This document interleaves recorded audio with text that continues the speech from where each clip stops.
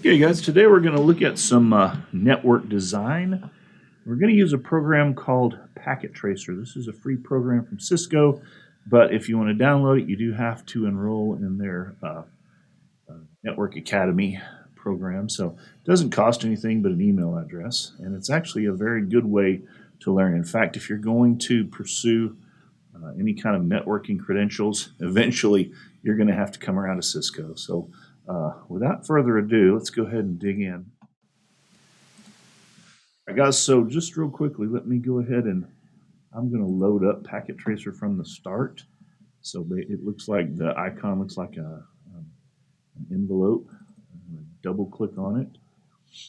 And when it loads up, basically what you see is a large work area and a lot of pieces that you can put in. This is a virtual networking tool. It allows you to build virtual networks with a fair amount of realism.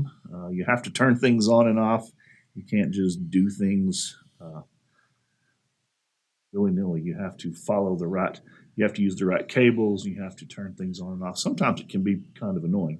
The first network that we're going to look at is a really simple, basically the most simple, is just a switch and a couple of PCs. So the way that we do that, down here are the tools that we can use. This is the heading, then subheading, and then individual tools. Right now we're going to look at network devices. And inside that we're going to go to a switch, and we're just going to put a switch out there. It doesn't matter what switch you use particularly. We're going to use an unmanaged plain switch. So we're just going to pull from down here.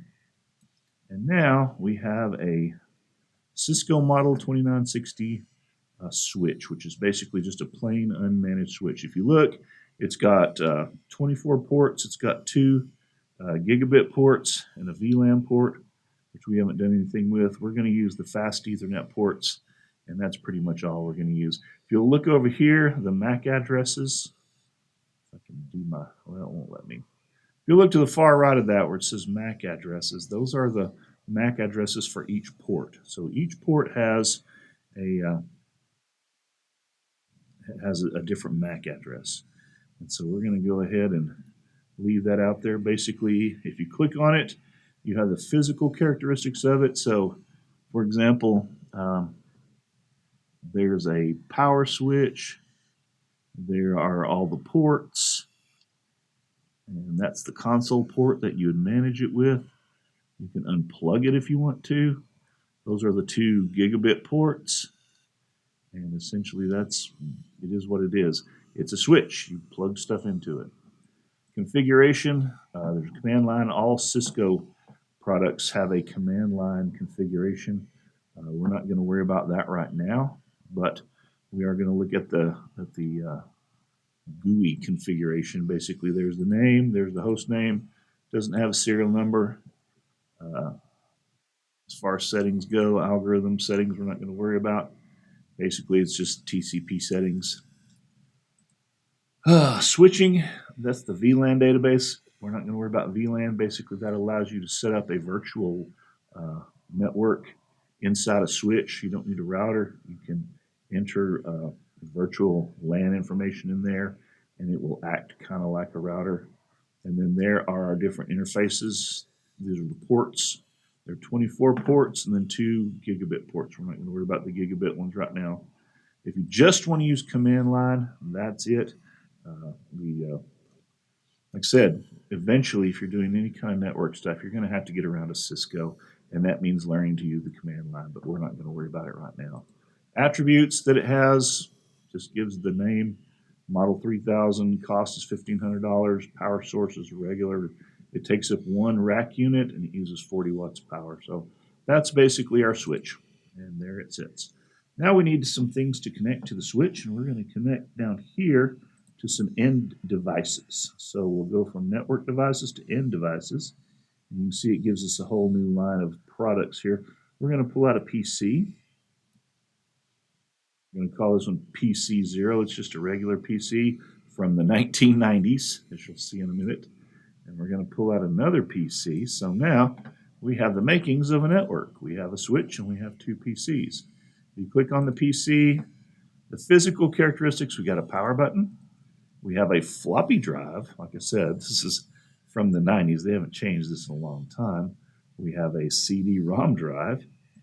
Down here, we have a network card. Now, you can remove this network card and put in a wireless network card if you choose to do that. So these are the different modules we have available to us. We have a wireless network card. We have some other different pieces. We also have a headphone and a microphone if we wanted to use that.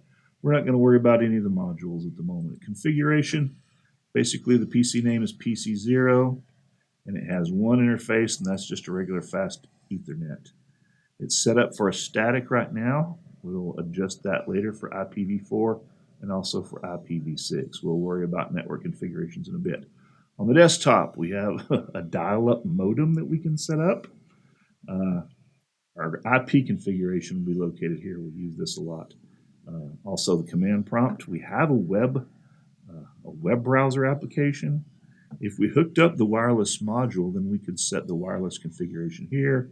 If we wish to use VPN, we can go here. There's a lot of, basically, we have a firewall, a text editor. These are all programs that the computer will allow us to simulate. Now, the only thing we're really going to use very much is the IP configuration. Programming-wise, this will allow us to write programs if we choose to. And the same with attributes. Model number is 43800, cost $1,000. Regular power source, it takes 3 rack units, which means it's kind of tall. Power supply is 150 watts. So that is PC number 0 and also PC number 1. These two are identical. All right, we've got our switch. We've got our PCs. We need to connect them. And to do that, we'll come down here to connections. And there are several types. We have wireless. We have console cable. We have regular network cable. We have a crossover cable. We have fiber optics. We have a phone line. We have modem. We have coax. We have serial cables. And all kinds of different cables, even USB cable. We're going to use regular straight copper. That's how we're going to connect. So we click on that, and we'll start at the PC. We're going to plug into the fast Ethernet port, and we're going to go to the switch, and we're going to plug into the first fast Ethernet port, so FA01. Okay, that makes our connection. And we still don't have anything configured, so they're probably not going to talk to each other. Same thing with the next PC. We're going to click on a regular cable. Click here and connect to the fast Ethernet. Click here, and we're going to connect to FA02. FA01 is taken, and so what we have available now is FA02. So now 2 of our ports on our switch are used. You'll notice that when we look at this on the ports, the link says up for our first 2 ports. That's because we're connected to things. So now we need to configure our information because even though the switch is recognizing something's out there, our configurations are not correct yet. So let's go ahead and go to our first PC. We're going to go to desktop and then IP configuration. And we're going to set this as a static. And we're going to use a C-class address. So 192.168.1. And let's just give it a random number 5. Okay, so that's going to be our IP address. Because this is a Class C, we click here and it automatically fills in the subnet mask for us. That's a Class C subnet mask, 255.255.255.0. That means it has 255 possible hosts, or 253 possible hosts, because broadcast and the network take up 2 of them. So we have that many possible hosts in a Class C network. We don't have to put in a gateway because there is no router on this network. This is strictly peer-to-peer through a switch. So the only thing we need are an IP address and a subnet mask. We don't have to worry about default or DNS servers, anything like that, because there's no router, there's no routing or anything like that on this. So let's go ahead and close that. And now for the other PC. Let's see, we gave this one .5, yeah, 192.168.1.5. Let's give this one .8. It doesn't matter as long as they're in the same network scheme. So we're going to go to desktop, 192.168.1.8, And once again, Class C, we don't have to put in a default gateway or DNS. We save those. And now what we see is that all our little arrows have turned green. That means that there is open communication between the two hosts on this network. The way that we can check that is to run a simulation. You notice down here we have real time, we have simulation. So let's say we wanted to send a packet from one PC to the other, like a ping or some kind of ICMP packet. The way that we would do that is we would first of all go to simulation mode. Next, we would come up here, and this little envelope is a simple ICMP packet. We're going to send from PC 0 to PC 1. So it's set, but now we have to run the simulation. So let's click on Run, and it's going through the switch, and it's received by the switch, and it's coming out of the switch to the next PC, and now that PC will respond. Back to the switch, and back to the first PC. There's our response, and we get a check mark that says communication happened successfully. Okay, so basically that's what has happened is we've had successful communication between our first two because they are in fact on the same network. We can also do that in real time. For example, here we are in real time now. You'll notice I changed from simulation to real time. I'm going to click on my first PC. I gotta remember what this IP address. So the second PC IP address is .5, I believe, isn't it? Yeah, .8. So 192.168.1.8. So I'm going to go from this first PC. I'm going to run a command prompt to ping 192.168.1.8 and hit enter. And now I'm getting responses. So just like in a regular network, I can ping, I can do a trace route, 92.168.1.8. It should just give me one hop. That's all it gives me. So, but I can do a trace route. I could set up a whole internet of networks out here, and I could do trace routes to all of them. But basically what I can do here is I can simulate just about any kind of network traffic that you can imagine. I could set up a web server and browse web pages. I could set up an email server and send emails. That's what Packet Tracer is. It's a simulator for network traffic. So now I can ping from my PC here through the switch to my PC there. So basically that is the simplest way to set up a network.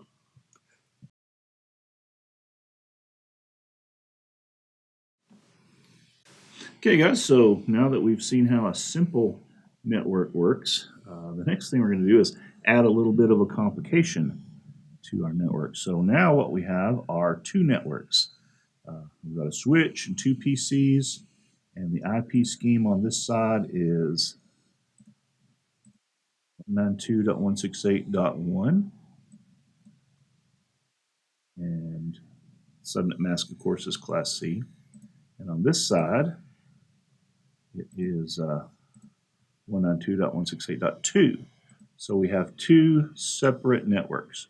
Now, if we try to connect them directly, if we try to just run a cable from Fast Ethernet 3 to Fast Ethernet 3, we let them connect, not going to get any traffic. Let's say, for example, we want to send a message from here to here. So we're going to go into simulation mode and hit start. And it's going to go, and it's going to try, but it's not going anywhere. Down there, that's lovely. That's not where it's supposed to go. It's supposed to go over here.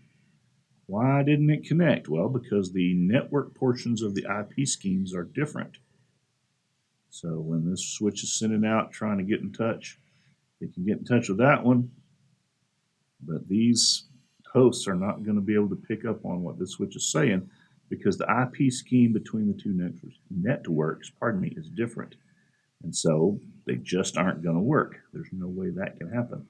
So what we need in this case is a router. And that is something that we need to add in. Anytime you want to communicate between networks, you have to have a router. So we're going to go to network devices and we're going to get a good old Cisco 1841. Now, I will tell you right now, if you're going to do network administration of any kind, sooner or later you're going to come to Cisco because they're the big players in the game. So you might as well prepare yourself for that. We're not going to go into the command line. We're not going to configure this router with the command line or do anything like that, or set passwords and do all the things that you should do. We're just basically going to enable the ports through the GUI. But to do that, we need to connect. And so we're going to go ahead and connect from the router. We're going to go Fast Ethernet 00, this interface, to, I'm going to go down here at the bottom. I don't like to hook my feeds wires next to my host wires. So I'm going to get down here at the bottom, and I'm going to do the same thing over here. I'm going to go Fast Ethernet 01, and I'm going to go down here on the bottom. Doesn't really matter, except that it's just the way I like to do things. All right, now what we do need to do, however, is we do need to configure this this network so it will recognize a router. So first of all, let's look at the router. And inside here, we're going to look at the configuration. Now this is the command or the GUI configuration. The command line configuration is like this. We're not going to worry about that right now. So we're going to look at configuring the two interfaces. First of all, interface 00, and we're going to give this one 192.168.1.1 because this is the .1 side, and we're going to give it the same network mask. And then the next thing we have to do is turn the port on. So now that port is turned on. We can close that, and I'm going to go back to real time for this. Okay, so that port is turned on, and it should be able to communicate with these two PCs down here. They need to know that there's a router up here, so we need to make sure that they're configured correctly. PC number 1, 2.168.1.22, same that. And we've added the 1.2.168.1.1. This is the default gateway. That's always the router address. So that needs to be in there. Same thing here. That needs to be in there. So we're in the 192.168.1 scheme, Class C, and we have a router. So everybody should be talking to each other, and we do. We have green arrows all the way around. So now if I go into one of these guys and I try to ping the router, I'm going to go ping 192.168.1.1, I should have no trouble. And there's my replies. So yep, I'm connected over here. I can ping the router from this side. Now let's go to the other side. And what we need to do is configure the other interface. And this is going to be 192.168.2.1 because that's what we set it up as, the Class C subnet mask, and we're going to turn the port on. So now this side should be correctly configured. Let's go down here and check and make sure that the PCs, and they are set .2.1. This is the difference here. 192.168.2.1. And let's see what this one is. Okay, that's 2.1. And that's 45. A good idea when you're doing this, 192.168.2.45. Put the IP addresses of the computers that you're working in. Put them near your, put them down here as a label. You'll be much happier because then you can remember which IPs you had. So this is .2.7. Stop that. 192.168.2.7. Yeah, see, that makes life a lot easier. Same thing here. You've got 1.23.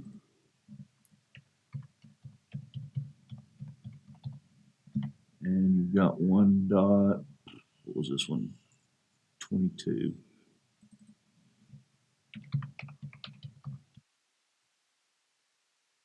Now it'll be easier when we want to ping stuff back and forth. All right, we've got green arrows all the way around. And so now I should be able to ping the router from this side. Let's see. We're going to ping 192.168.2.1. Sure enough, we've got that set up. Now I should be able to send an ICMP message from one side to the other through this router. So I'm going to go ahead and go to simulation. I'm going to pick a simple ICMP packet. I'm going to send it from here to here and play. So the switch picked it up. The switch will send it to the router. And the router is going to switch from one fast internet to the other and send it down to the other switch and send it down to the other PC. And that PC should send back a response.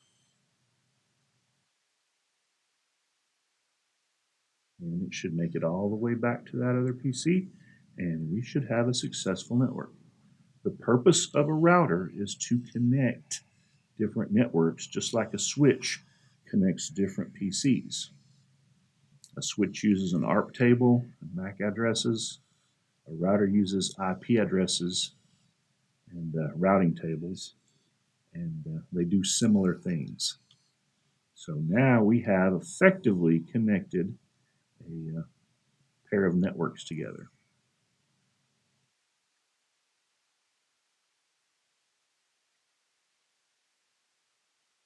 Let's see, that one should fail also because there we go. Okay. All right, so we have effectively connected two networks from different IP addresses, different network IPs through a router.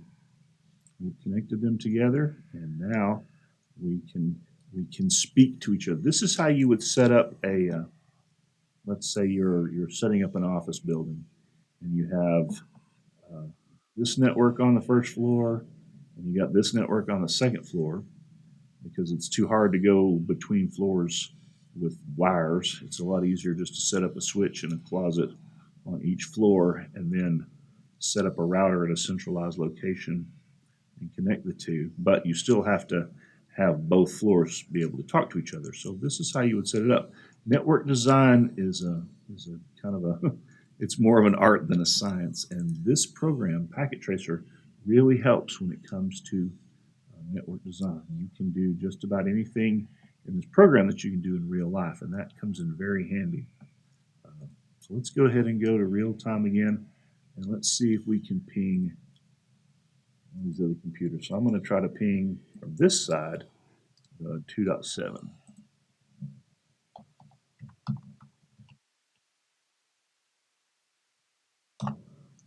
And sure enough, I can. So I'm pinging from a .1 whatever computer to a .2 whatever computer. And I can do that because I have a router that is configured to have two gateways. And so my two gateways, there's an automatic routing table set up to connect those two inside this router. So we'll talk about routing some other time, routing tables, but for right now, just know that this router knows where both sides are, and it understands the scheme, the number scheme from both sides, and so it can send messages from one side to the other. So switches connect multiple hosts or PCs or whatever's, and routers connect multiple networks together. So essentially, that's what we have accomplished here. So that should make for a more interesting configuration. At some point, we'll come back and do some more complicated stuff. We'll connect multiple routers together, which that in itself is kind of complicated. All right, guys, I hope that was helpful. I hope you were able to follow along with that, and I hope you can see that Packet Tracer is a very good tool, and it can simulate just about any kind of an environment that you can think of. It's a good tool when you're designing a network. You can go ahead and have all your IP schemes set. If you have to have subnets, whatever, you can have that already written down on a piece of paper so that when you're actually doing the work and putting the PCs together, you can go ahead and configure them as you're putting them together. And that will save you a great deal of time not having to go back around to every PC and reconfigure it once you get all the network hardware in. So hope this was useful. If you have any questions, go ahead and contact me through Canvas inbox. And once again, have a good day.